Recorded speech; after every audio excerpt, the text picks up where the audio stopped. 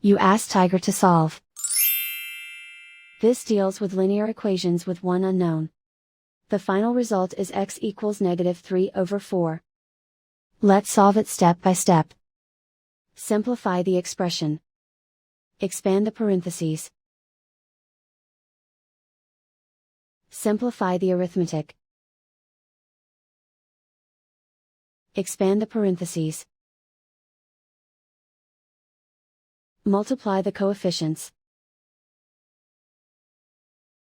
Simplify the arithmetic. Expand the parentheses. Simplify the arithmetic. Group all x terms on the left side of the equation. Add x to both sides. Group like terms. Simplify the arithmetic. Group like terms.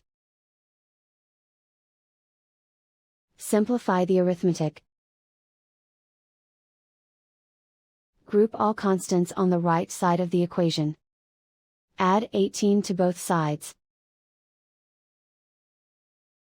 Simplify the arithmetic.